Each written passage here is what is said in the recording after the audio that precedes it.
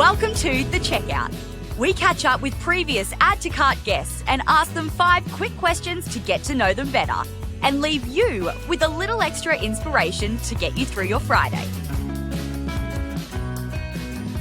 Today's Checkout features Shane Lenton, co-founder and CEO of The Wishlist Company.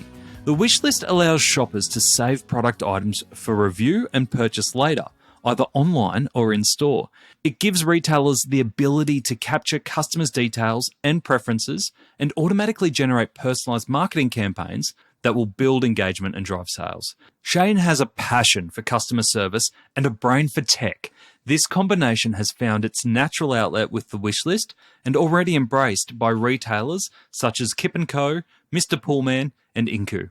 Shane, welcome to The Checkout. We've had a great episode with you learning more about what you're building at The Checklist and all things omnichannel, which has been fascinating to hear from your experience there and the opportunities available for retailers in Australia around omnichannel. We're here to learn more about you. So I've got 5 quick questions. Number 1, what's the weirdest thing that you've ever bought online? I honestly don't have an answer for that. A pause usually means there's something really good coming or you're really struggling.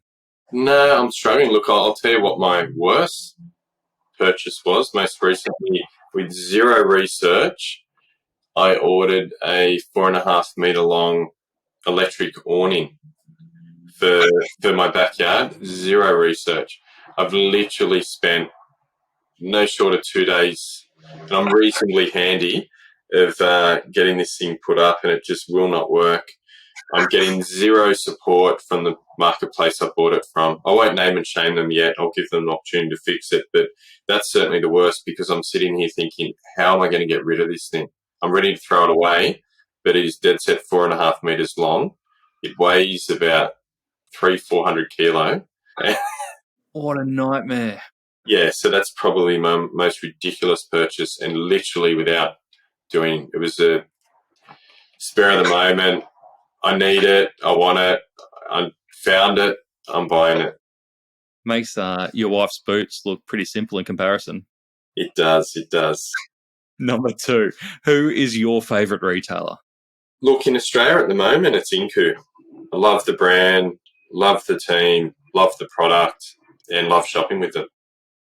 Couldn't agree more. Doug and the team are just amazing. I'm a big fan of Doug. Catch up with him often. He was on the show. It's almost 2-3 years ago now, but they do incredible things, and they have a great meld of online and offline. Both beautiful experiences, but both still very different in their own way.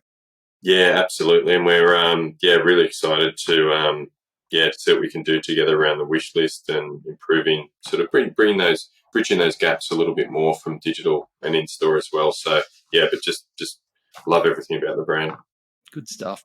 Number 3, which e-commerce practice do you wish was history?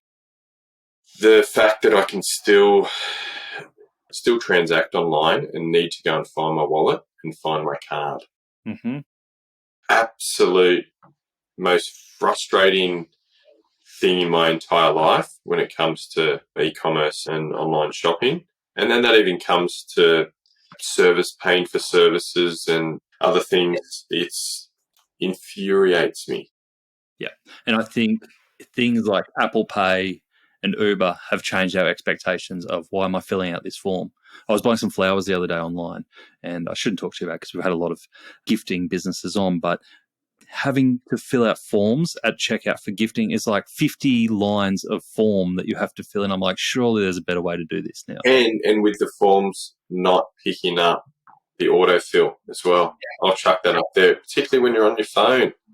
It's just like, and I know you can save, you can save your card in browser and all the rest, but for me, it's just having, either if I'm shopped with the retailer before, that's the first one, make sure you give me the option to save it. Secondly, if you're on, which we are most of the time, when we want to transact, is we're on our phones, make it easy. And it's with those digital wallets. It's just a necessity. Absolutely. All right, number 4, can you recommend a book or a podcast that our listeners should immediately get into? Look, from my perspective, I don't read as much as I should. It's probably something that I've really read to study. I just don't find it relaxing. My family, thankfully, does. As in, my daughters take after my wife and they just plow through books. So I won't say book, but for me, and I generally mean this, I'm loving some of the Aussie podcasts. What you've been doing and some of the guests has been incredible and really interesting stuff. So I'd have to absolutely say add to cart. The other new one I'm loving, and again, there's people and industry people I can't speak more highly of, and that's Carmel and Hannah with the humble brags and shopping bags. I think they've come out of the blocks and, really good guests, but also the two of them, they're just a great dynamic, and really enjoyed listening to what they've launched today and the guests they've had. And then internationally, I haven't been back on for a while. So and this is just my headspace for the last few years. I've been flat out with the Wishlist and flat out with consulting and flat out with Q. But now that I've sort of, I won't say I won't be super busy, and I am with the Wishlist, but my mind's a little bit more sort of laser focused, which means that I've got a bit more headspace. But in the past, I'd often go to Fashion is Your Business, which based out of New York and from a global view and a global perspective, I've got some huge, great insights out of that over the years. And it's like anything. It's when I attend a conference, going to conferences is still, for me, a really important thing.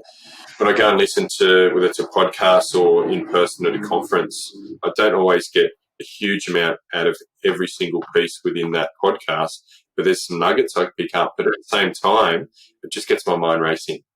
And generally when I'm at a conference or when I'm listening to a podcast, everything else is pretty much shut out. So it's that time where it's almost a recharge for me and a reset. So from my perspective, there are 3 podcasts that I think would be hard to go past. Good stuff. Thank you, mate. Appreciate the plug as well. Number 5, finish this sentence. The future of retail is? Seamless. Reason why? I just think, and everyone's been talking about it for a long time, but I just think it's, the experience, whether I'm interacting with customer care and being able to transact there and then, and they don't even need to hold stock, give them a way to transact and push it out through the order orchestration. If I'm in store and I want to buy something and it's not available there, but it's somewhere in the network, sell it to me there, let me leave, and next thing I'm stoked because I'm getting that item delivered.